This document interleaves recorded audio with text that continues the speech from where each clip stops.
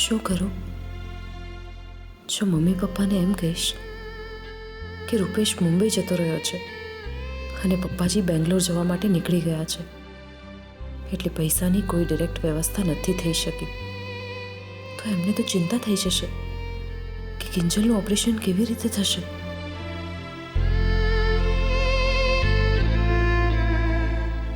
અરે સેજલ,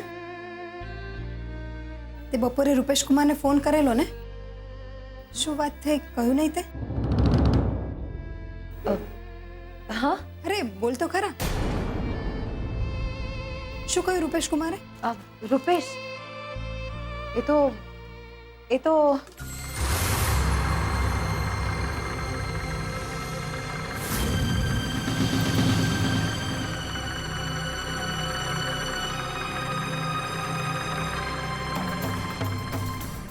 3 લાખ.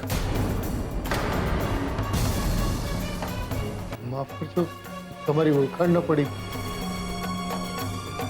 કોણ? અરે પપ્પા, આ શ્રી શાંતિલાલ શાહ છે.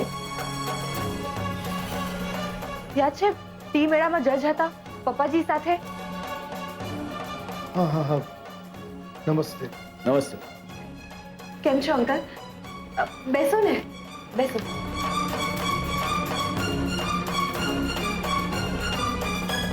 ભાઈ હું તો મજામાં છું.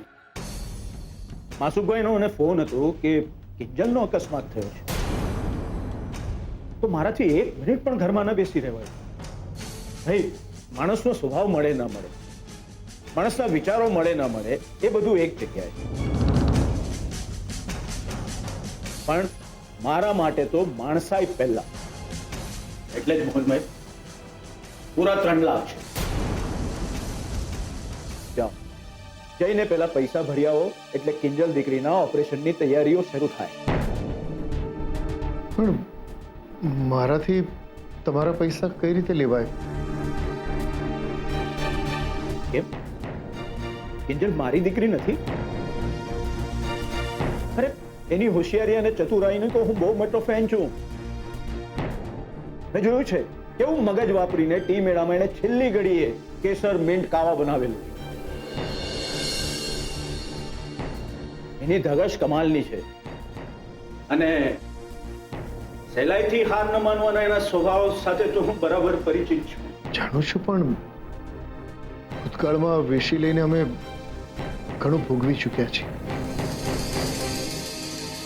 મોહનભાઈ, જીવનમાં દરેક વખતે સરખા અને કડવા જ અનુભવ થાય એ જરૂરી નથી.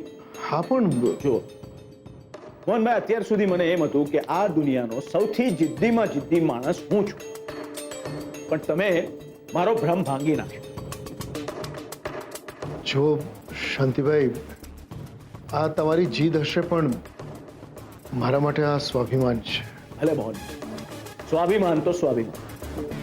મોહનભાઈ, તમે થોડી વાર માટે મારી સાથે બહાર ચાલો, પછી તમારો જે નિર્ણય હશે હું માન્ય કરીશ. બસ. અરે પણ એમનો પગ. ચિંતા નહીં કરતા, હું સાચવીશ. આવો.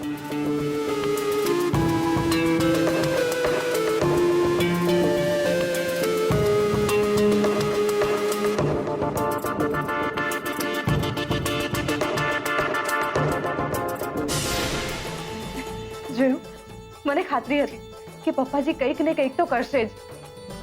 અને જો એમણે મદદના સ્વરૂપે શાંતિલાલ અંકલના હાથે 3 લાખ રૂપિયા મોકલાવી દીધા. હે ભગવાન, બસ હવે કિંજલને પણ જલ્દીથી આવી જ રીતે સાજી કરી દેજો, પ્લીઝ ભગવાન.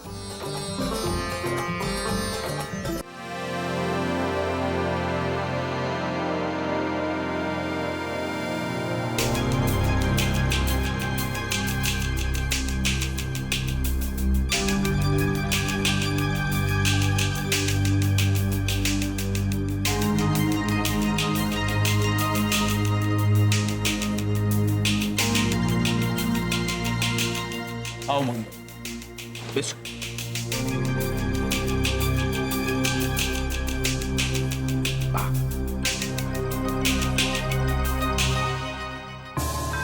શાંતિભાઈ, એક સવાલનો જવાબ આપશો? અરે પૂછો ને. આ 3 લાખ રૂપિયા તમારી ઈચ્છાથી આપવા આવ્યા કે પછી માસુકભાઈએ મોકલ્યા? શું ફરક પડે છે મોહનભાઈ? ફરક પડે છે. માસુકભાઈને કિંમત ચૂકવવાની આદત છે. એમને એ નથી ખબર કે જે લોકો સંબંધોમાં કિંમત જુએ છે ને, એ કિંમત લોકોની નજરમાં કોડીની થઈ જાય છે. તમારી વાત સાચી છે મોહનભાઈ, પણ મારા જીવનમાં તો જીવન હોય, સંબંધ હોય, મારું ગણિત એકદમ ચોખ્ખું છે. કોઈનાથી કોઈ વાત છુપાવવાની નહીં. જે હોય એ સાચે સાચું કહી દેવાનું. એમ? શાંતિભાઈ, મને એમ કહેશો કે કિંજલ તમને મળવા શા માટે આવી હતી?